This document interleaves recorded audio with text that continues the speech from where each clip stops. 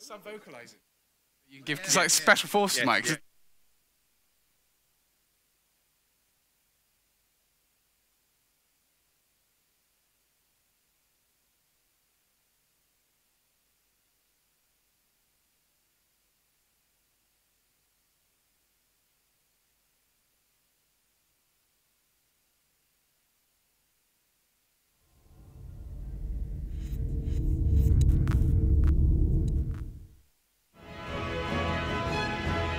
We were as brothers. We sought new lands and shared in the wealth of discovery. But fate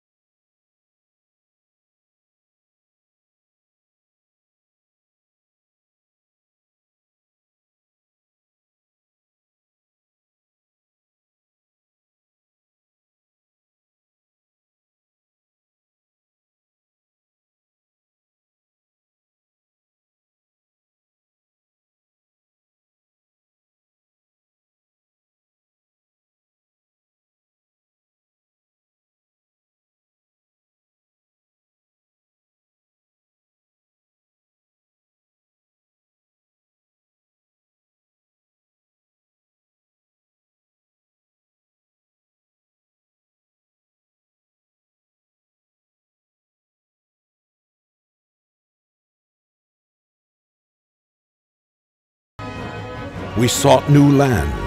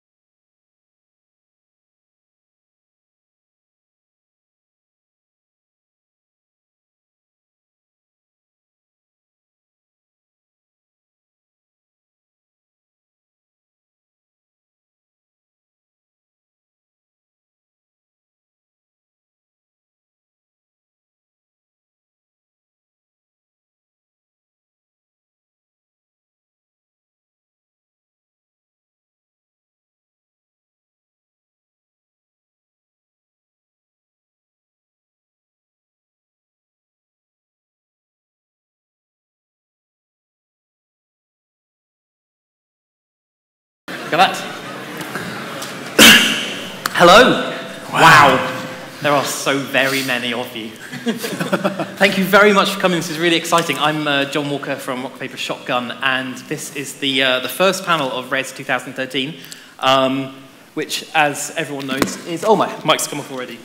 Can we get... Oh, not that one.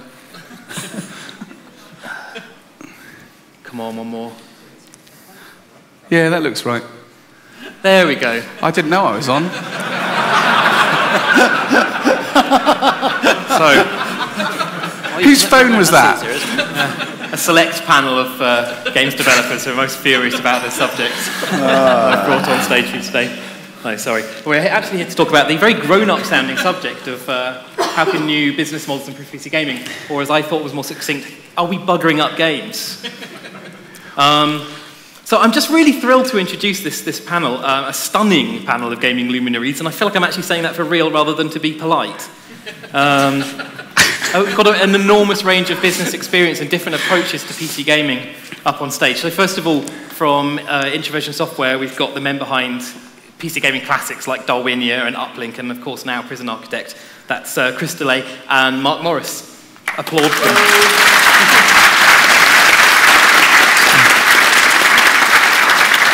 From Red Thread Games, and of course, formerly Funcom, the creator of The Longest Journey and The Secret World, and now Dreamfall Chapters, Ragnar Tornquist.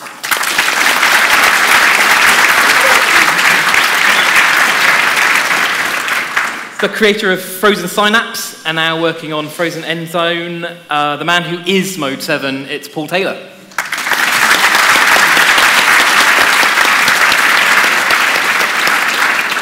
And finally, from the former colonies, the hands behind the script for Planescape Torment, Neverwinter Nights 2, Alpha Protocol, and now Wasteland 2, Project Eternity, and Tides of Numenera.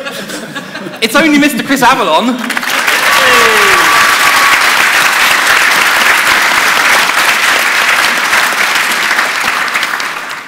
So there once was a time when everything was so simple. You go to the shops, pick up a game, bring it home, play it on the machine, and then go to bed without a worry on your heart. But things have become exceedingly more complicated. Shops now have those awkward security barriers to prevent just picking up games and taking them home.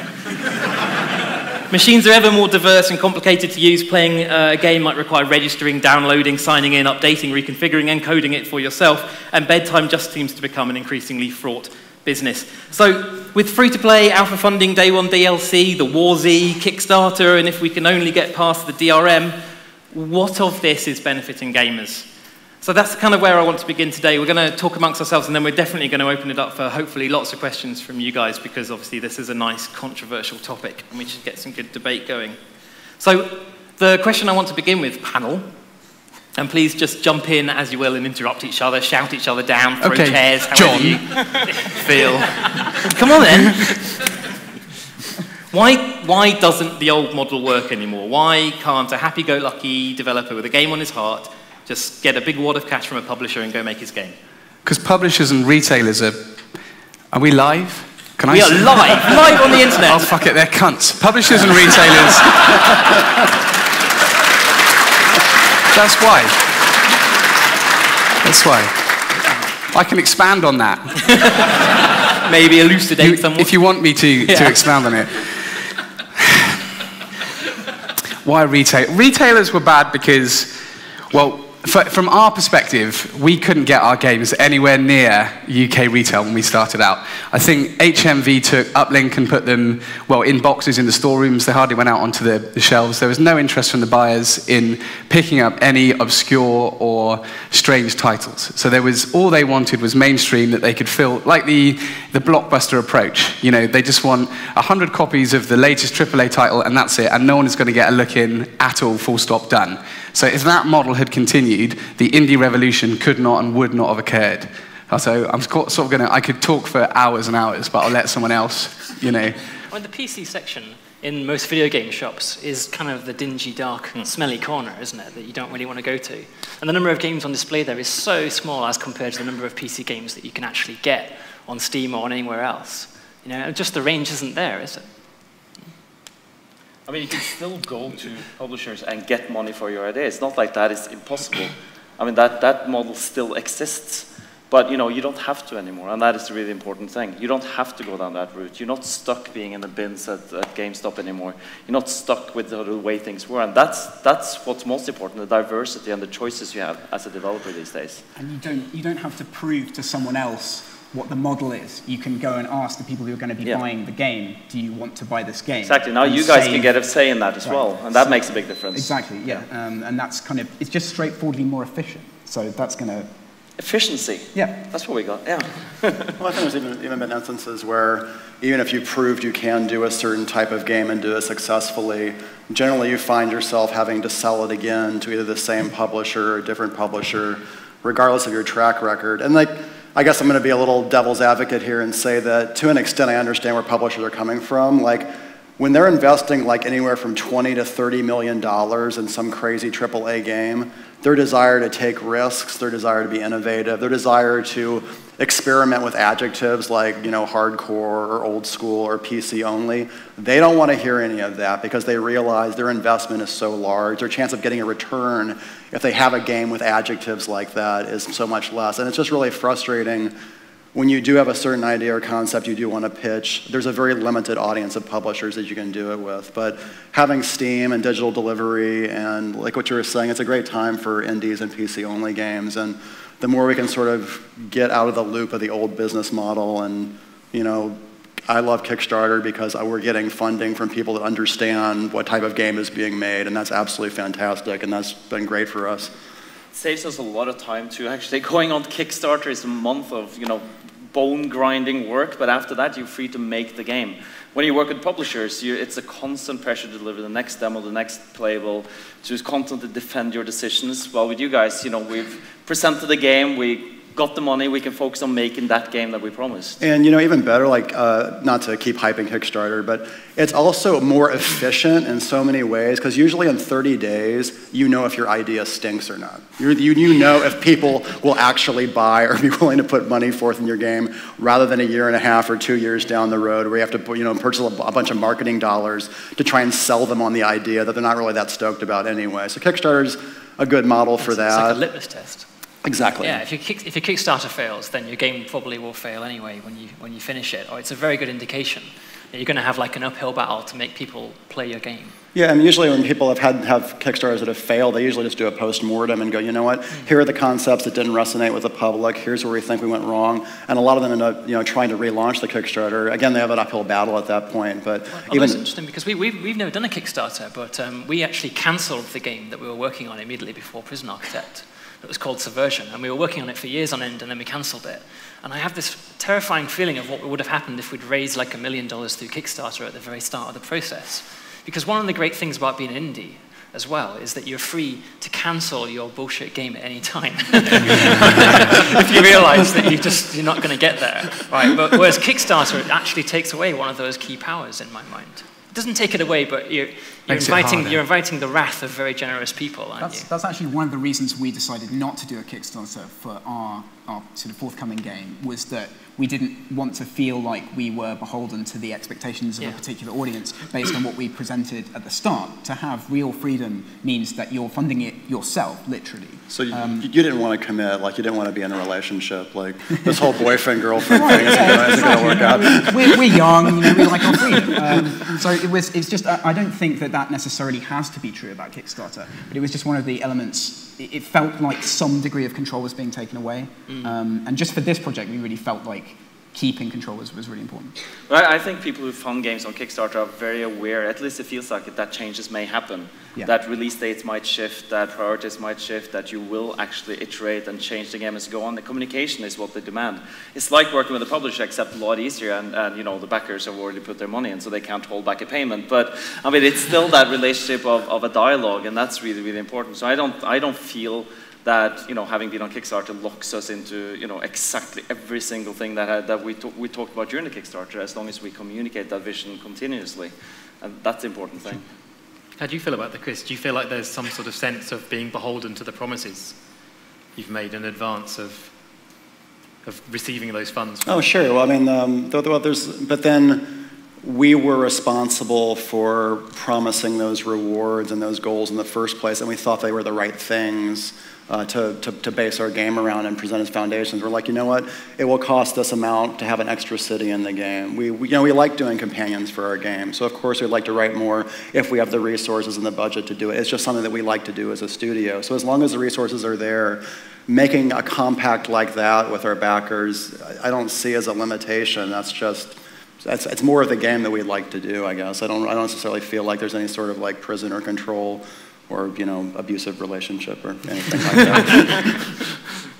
Do any of you think there's any danger that developers are beginning to rely maybe too much on the audience? In terms of, with Kickstarter, it's very much about we want your feedback. With alpha funding and with betas, it's very much a sense of getting the feedback from the audience. Do you think there's any danger of developers having too much dependency on the audience rather than creating their own vision? No, it's fantastic. I mean, I don't think any of us have any problem having a strong vision and standing firm behind that. That's what game developers do. Having that rapport with an audience, I think, is just a positive thing. I can't imagine losing that again. I mean, that's been an amazing process. And I think that's a good evolution. I spend time concerned, a little concerned, because there are lots of, it's the kind of unintended consequences that you don't know exactly how this is having an effect. For us, we've been putting out alphas on a monthly basis, but the old way that Chris has worked is there have been huge systems that might have taken 3 or 4 months to develop. And he can't do that now because he's got to get an alpha out every month. And that's okay, we're happy with that. But just having an understanding that how this dialogue is affecting what you're doing, I think is quite important. So you do need to have, you asked a question about developers in general. Yes, I think there probably is for developers in general. The way we manage the problem is that we've got a strong vision for Prison Architect, our game, that is coloured by the dialogue that we have with the community and the fans. And I try and ensure that the way we're working is still going to realise Chris's vision at the end as coloured with this ongoing dialogue. But it is something that the process has changed. So when anything changes, then you do wonder exactly how has this changed, and am I going to find him crying, curled up in a ball one day because he can't please 10,000 people? Probably. But I'll deal with that problem when I face it. That kind of leads me on to my next question about this, which is this idea that when you're dealing with alpha funding or a Kickstarter audience, that the people who funded your project or are in your alpha can't be enough to make your game a commercial success on release. I stand to differ. Okay. So do I. We are now, Prison Architect, without a shadow of doubt, is the most successful, commercially successful thing that Introversion has ever done. Wow. That's just without a shadow of a doubt. And it's wonderful for us because it means that we've never released a game before that we've been happy with. It's always taken us about 6 months to get to what we would have launched at version 1.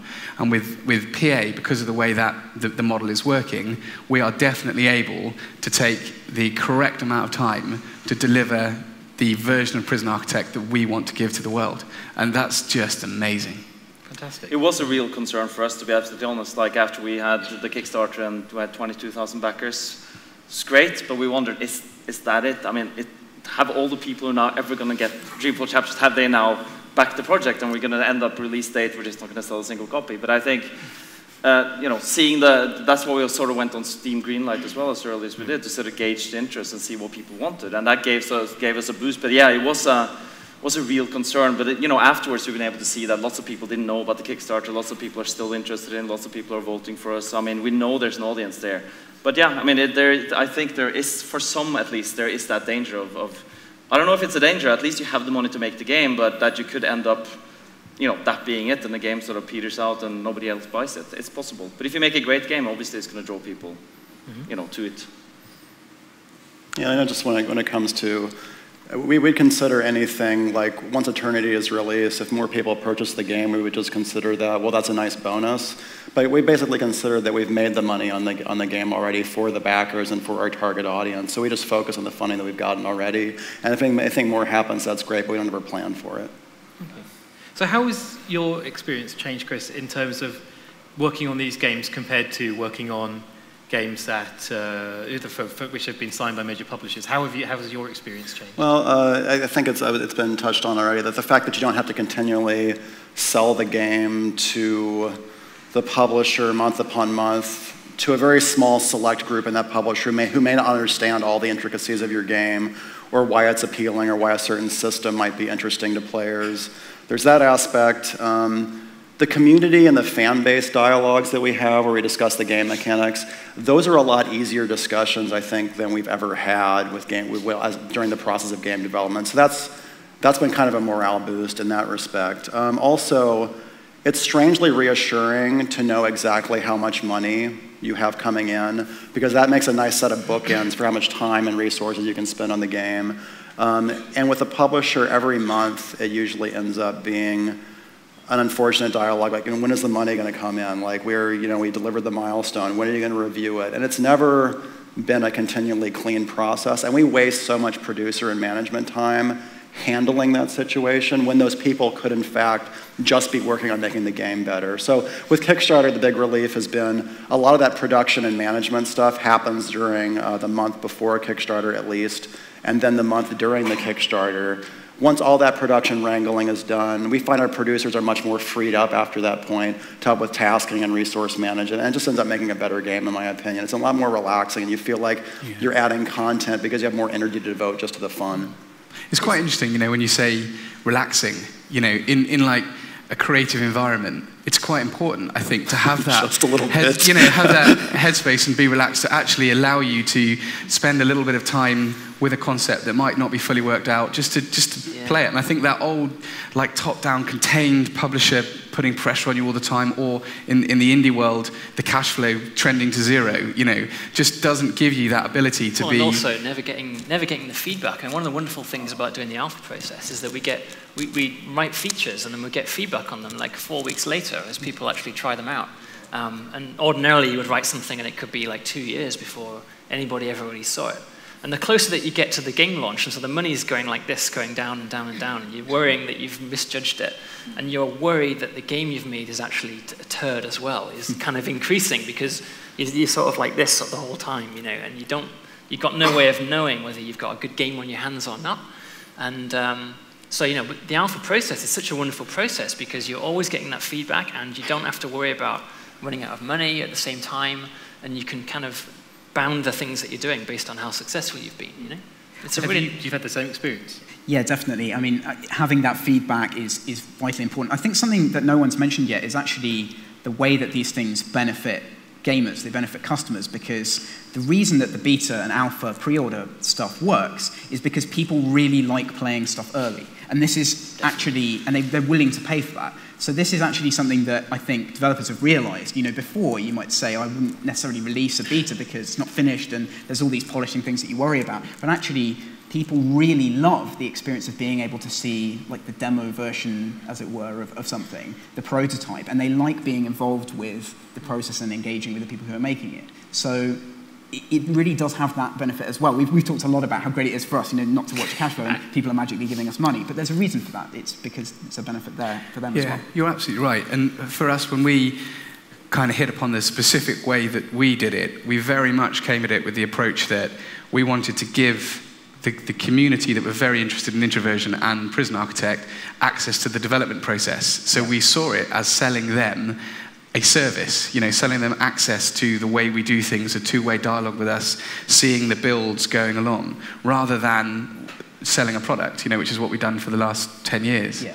And I think it's that, if you look at it that way, it's good for us, because and if you look at it from the consumer point of view, it's good for them, because we're thinking about how to provide good service, good interaction, changing the game to best suit their needs. And more, for us, I think changing it in a positive way is difficult, but when we've made mistakes in the PA development, immediately, and you can cull that feature and it stops you going down a whole wrong path, which is obviously great for the game. So many hours of programmer time gets saved just by that feedback. And you know what? Developers love seeing that stuff, because like when they realize the fan base doesn't want a certain feature that you assume they may want, suddenly that frees up a whole bunch of other developers to do something else that the public doesn't want. And as far as I'm concerned, that's a nice efficiency about the process, and it's such a relief. We wrote a fog of war system that in Alpha 3 that filled over all the buildings so you couldn't see what was going on inside, just covered them with a roof, and it's meant to be a construction game where you build things. So you actually couldn't see underneath underneath your mouth cursor as you were drawing, and so you're trying to add new facilities and stuff, and it was all covered by a roof. And within about a minute of launching, we knew that that was actually a really bad idea. The first 10 minutes of feedback basically tell you what the next month's feedback is going to be. It was like, yeah, we better change that, actually. Now that you mention it, it's a really bad idea. So we've talked quite a lot about how it's good for you guys. How is all this stuff good for gamers? How is this translating to the player? They get better games. I mean, that's fundamentally what it comes down to, that all of the things we've talked about, when we're talking about us, we're talking about our ability to deliver great games. So getting the feedback means the game will get better. Having a more relaxed development team means the game will be better. Being able to analyze the resources that you can give to a particular game means the game will be out perhaps in a slightly shorter time period, and it will be better because the features that the effort has been spent on will be directed by the audience rather than what you think the audience wants to see. So all of this stuff means that the games that we release at the end are better products. I think that still remains to be seen, of course. I mean, yeah, I mean, having your interaction and your feedback helps us.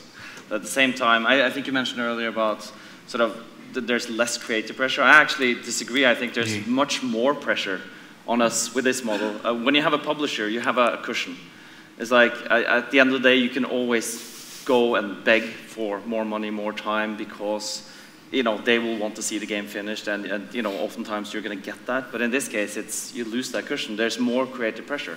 I think that's a good thing. But I mean, and we'll still have to see whether or not this model of having this level of interaction is going to result in better games. I believe so. I think you're right. So. I think your time but we don't know exactly how this is going to play out, and I think that's going to be exciting. I think one of the... Sorry, I was thinking all the times we had to go big. And I'm like, wow, my pride meter just kept going down and down and down. And one of the other benefits, I think, for people buying games is that a lot of people want to really invest in something. They want to pay more, and they want to get more stuff out. They want physical merchandise. They want their face in the game, which is something you guys have been doing. They really want all of that stuff. And these are things that I think, as developers, we tend to underrate that stuff because we have the ability to put anything we want in a game. But for someone else, being able to put something of themselves into an actual game... Ownership from right. That actually means a great deal to them with a particular thing. Yeah. So we're able to offer people that, which is... And I think Kickstarter in particular has kind of exposed that because it's basically an exercise in trying to find almost anything that someone will buy, right? I don't think anybody realised, actually, that was there, that Kickstarter would have that level of success. I also see it as quite similar to Humble Bundle as well. Like when Humble Bundle started out, a lot of people, including Mark, I think, thought that why would anybody pay more than 2 or 3 cents? It doesn't make any sense. But actually they do. They pay far more than 2 or 3 cents because they feel like there's a value associated with what it is that they're buying. Yeah. And I don't think that was understood even 3 or 4 years ago. Actually, I think that's a new realization. I think you saw that on Kickstarter when people said talking about our game. Like your backers, they say our game, and then it's that sense of ownership and emotional connection. That's where the change is going to be. But that's also what makes it scary because it's easy to. There's a feeling you can disappoint people when it's their game as well instead of just the game that they're playing. But at least they can't phone you up and say, "Yeah, sorry, actually, we're closing your entire company." That is one benefit. Isn't it? Yeah. Brilliant. Okay, I want to open it up to questions. So. If you have questions, if you can just raise your arm, a microphone will come toward you, and then I will suddenly know who's going to speak. So I've just put, here's a random selection of topics that could...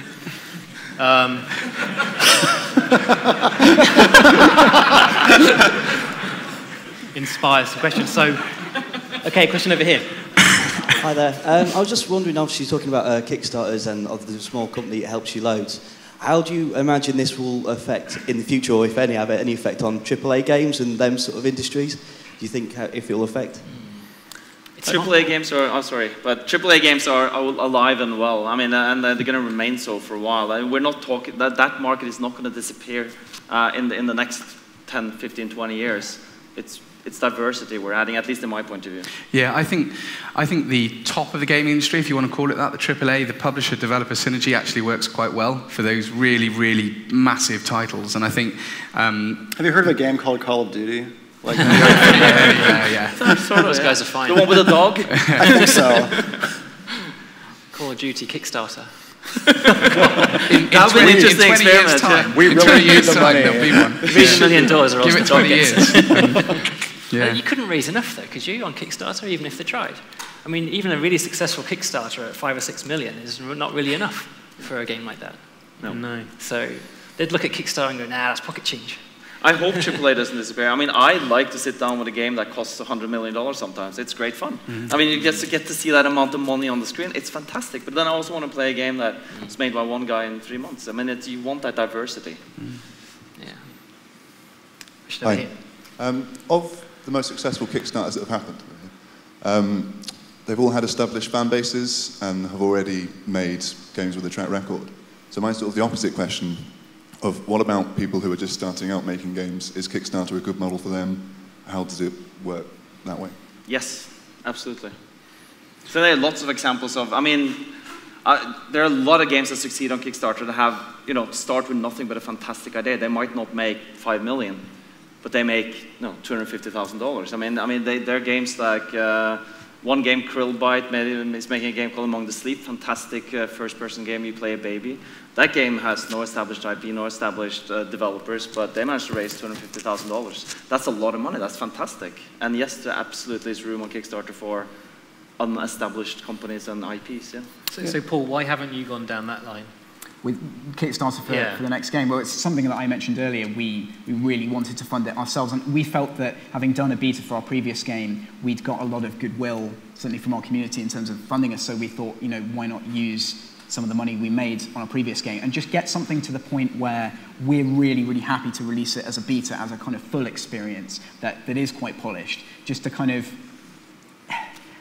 It sounds like I'm criticizing all Kickstarters, but I'm not, just to sort of be more honest with the process. This is what we want to make. This is the form, that we think it should be in, and do it that way. But, was it necessarily the right choice? I mean, I'll criticize Kickstarter because we didn't use it, and I think that a valid point's been made about not having a track record. And Kickstarter forces you at the start to answer two very difficult questions, one of which is how long do you want to run your Kickstarter for, and the other one is how much money do you want to make for your project. Now, we deliberately decided that we don't know how much money we want because we don't know how much interest there is in PA, and we kind of just want to keep developing, and so the game will expand or contract based on how much we can generate.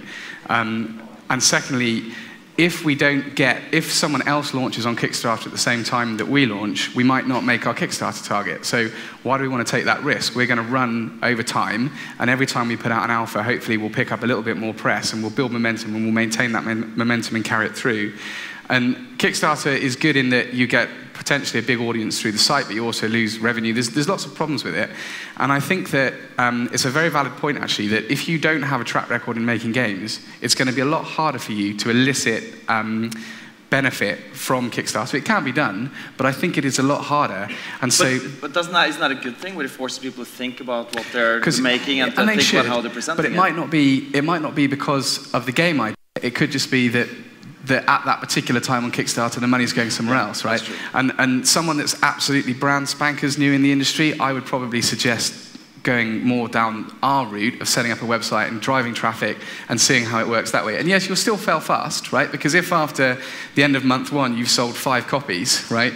You know that the game's, you've not pitched it right, and you can revisit it. But what happens if you've sold 100? Well, maybe that's enough, and next month you're going to sell 1,000, because these are the kind of curves that sort of work in the industry, especially with social networking and all the rest of it, that once you've got 100 people involved, you're touching their friends, and it'll grow and grow and grow. So I think for people that don't have an established track record, I would be advising that right now. I do think there's ways to make it viable. You just have to... There's certain things that you want to hit in terms of devote as much energy as you can to the video. Be very clear about what your vision statement is. Find developers who have done it before, and I'm absolutely happy to volunteer. I proof Kickstarter pages all the time. Have someone look it over. Try and find, even if you don't have someone with a proven track record, or if you don't have a big a figurehead person as part of your project, go out and find one. Find someone who enjoys the type of game that you make. If Felicia Day likes Dreamfall, guess what? Ragnar should drop her a tweet and go, hey, guess what? We're doing another one on Kickstarter. Boom. Awesome. But find those people out there, link them with your project. Say, hey, you know what? Would you be willing to check it out? No reason to endorse it, no reason to talk about it, but we think this might be a kind of game you could get behind and be interested in. That can drive traffic too. There's a whole bunch of stuff you can do. It's viable, and like they've said, it's a difficult process, but there are ways to make it work on Kickstarter, and I firmly believe that. And actually, all the games being on Kickstarter at the same time is actually, I mean, it felt like a problem to us too, but it's proven to not actually matter. The more games are making money on Kickstarter, that actually bleeds over into other games, so that, you know, success breeds success on Kickstarter. So you could be up against bigger titles that take all the money, but that actually bleeds over into your project. But what Chris said is right, you have to elicit the help of people who can help you get the word out there on social media. And maybe Kickstarter isn't as bloodthirsty in terms of competition as it may seem to us. Like, we actually just talk to all the other RPG companies that are out there and go, you know, and usually if you're building a Kickstarter campaign with some forethought in mind, you try and make sure you're hyping up roughly when you're going to do it so people can save up money to donate to Kickstarter in the first place. So that allows you to start staggering your launch and figuring out when the best time to do it is. It isn't always perfect, and I won't argue that it is, but there are certain steps that I think you can take. And I've usually found the Kickstarter community amongst developers to be a hell of a lot friendlier than the very paranoid publisher model. If any secret gets out about anything, it's going to ruin the entire track record, and I don't believe that at all. So I don't know. It's been a nice part of the process in that respect too. But that's been a very long answer. So. Okay, I want to try and squeeze a couple more questions in. Now we've got one here. Hi, sorry. I want to know what your opinions were on stretch goals, because they seem to have become an interesting conflict in that, you know, some people see them as quite unethical because you incentivize promising as much as humanly possible, while at the other side of things, if you get X amount of cash, you can promise Chris Avellone will come and write a chapter for you. So I was wondering what you thought of your opinions, really.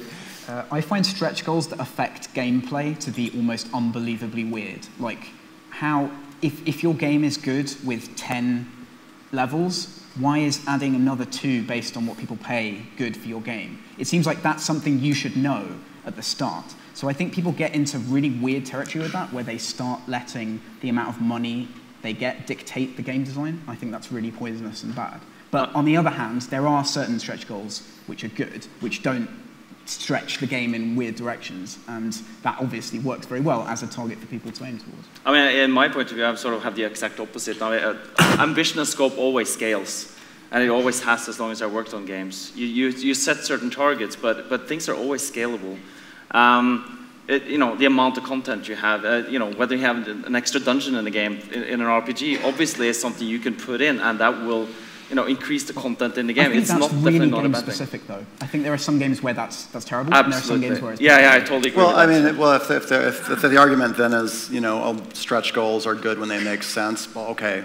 I mean, but we've found that generally with a lot of the stretch goals that we're providing, we've seen the value of having more companion interactions in an RPG. We've seen people respond really well to that. But if we only have a budget of around $1 million, we know how long the pipeline is to create a certain number of companions. Regardless of how much we'd like to, the responsible number is how we're going to pledge that we can actually fund it.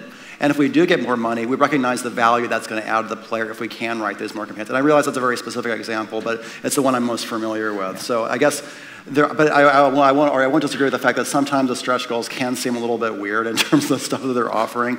Other times I have seen it click and make sense with the type of game that we're doing. So I think there's nothing fundamentally wrong with stretch goals. No. But, you know, if you're trying to fund chess on Kickstarter, obviously stretch goals would not make sense. Right. You know, more the diversity in pieces. Well, now, but RPGs and adventure games. Extra Roman color. Exactly.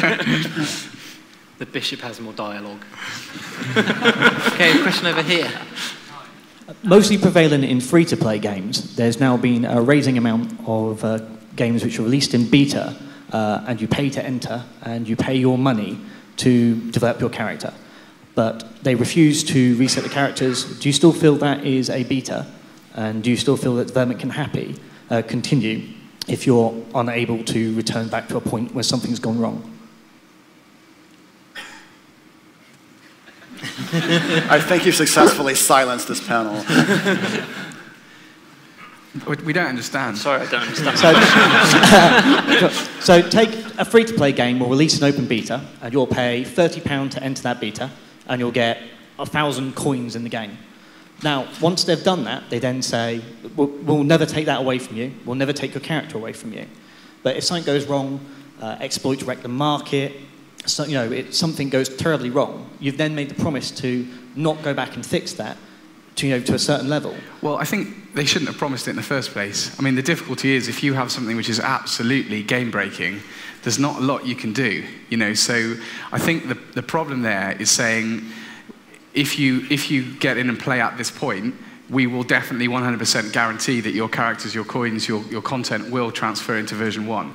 Now, obviously, we as developers, we want to try very hard to enable you to continue to bring whatever it is forward. Well, I certainly do, and the rest of these guys do. If you're kind of like a cynical money-making ploy that you're trying to get, I don't know, whatever you're doing and it goes wrong, you probably shouldn't have made the promise in the first place, But I'm not going to defend that kind of behavior, but sometimes things will go wrong and we don't have the control, but we shouldn't be promising, I think everyone would agree, we shouldn't be promising anything unless we are so close to being able to say, yes, actually, you're going to be okay to carry it through. Okay, I think we've got time for one more? Okay, at the back there. Hiya. As I'm sure you're aware, there's not a lot of female protagonists in games. There's also an assumption in the industry that female protagonists don't sell as well, to murder, as male protagonists. Do you think that Kickstarter helps bring out more female characters, Ragnar, especially with Dreamfall chapters and Double Fine with Broken Age? It has that potential. I mean, I've never actually been in a situation where somebody said, no, we cannot have a female protagonist or a strong female character, and because people don't want that. I never encountered that. And, it's really upsetting to hear that that is the case for a lot of people. So, yeah, obviously Kickstarter will allow us to carry through our vision, and then you guys decide whether or not you want to play as, if you're a woman, you want to play as a male, or male play as a female, and that's up to you guys now. But that it has that potential, but of course we at the end of the day are the ones who have to take responsibility for that now then, to make sure that we can carry through on what you guys want, absolutely. We're wrestling with the idea of a female prison, so that'll be a lot of female protagonists. But there are a lot of problems. Female nameless one, maybe? Oh, that was interesting. So even when we've had to limit ourselves to having a male protagonist in a game, which would not have been my choice, we've always tried to balance it out by having strong female antagonists or strong female supporting cast to go along with that to make up for it. I don't know how many people are aware, but when we were doing Planescape Torment, the reason all the companions only had a certain number of, only one type of weapon they would ever use, is because we didn't have all the art and animation resources to actually give them a full range of armor and equipment. The same thing was true with the protagonist, and the reason the nameless one looked the way he did, he was a set character, is because we didn't have the resources or animation time to actually make a full slate of customization options. So it's been kind of unusual sometimes when people come up and say, hey, it's really interesting that, Torment had that set character and that set face in the game, and inside I'm dying, because I feel that made it less of a role-playing game because you couldn't create your own avatar, whatever sex you wanted, and customize it to the way you would like your character to look. So in that particular instance, it was absolutely a resource and cost issue, but I try and balance it out when I can. Okay, so I guess I want to ask you guys one final question. I think I know what Mark's going to say. Would any of you guys happily go back to working under a traditional publisher model from now forward? Go on, say yes. Go on, Mark. I think if I had some kind of mental episode and decided that, for some peculiar reason I just wanted to live under the boot of a evil, malevolent force that just sucked the lifeblood out of me and everybody that I knew in my creative work, and maybe, but I can't. Let us know if you make up your mind at any point. Ragnar. For the right game, for the right people, absolutely. It's not like we're looking that up. Yeah, but for the next 5 years, probably going to be happy doing our own thing. But yeah, it really, the truth is not black and white. There are a lot of different models and a lot of different ways to make that work. We never have, and based on what Mark said, doesn't sound very nice. So. Maybe, I don't know. Place to be. We still do, and probably still will in the future. There's a lot of as much as I may have put a down note on working with some publishers, a lot of them have a lot of positive qualities they brought to the table too, in terms of they can give you more time, they can give you increased funding, they can give you more QA support. One of the things I loved about Bethesda, and this is going to make me a complete sellout, but their entire marketing department was so well structured. They had like a marketing plan for how to demo the product, the right people to talk to, how to set up your demos, and their staff was always willing to help you demo the game, and they were really excited about it. To have that kind of a relationship with a department that typically doesn't understand anything about games was a huge relief. And there's a lot of publishers that have positive qualities like that they bring to the table. So we found publishers that we work with that we actually have a good rapport with, and sure, there's been times in the past where there have been times where it hasn't worked out quite so well, but we wouldn't cut off that relationship in the future with publishers that seem to understand what we do and seems like we have a good idea to bring to the table. So we will probably still continue to do that in the future, and we're doing it currently. So. Yeah, obviously the statement of Mark Morris, MD of Introversion, as of 30 seconds ago, remains our official position at this point. Why would we, really? Broadcast live on the internet. I think that the thing is that we don't, at the moment, the kinds of games that we make, I mean Introversion specifically, we just don't need the publishers at the moment, so we'll go without them. That's great. Guys, thanks very much, and thanks so much, panel. I think it's been a really good debate. If you guys give them a big round of applause.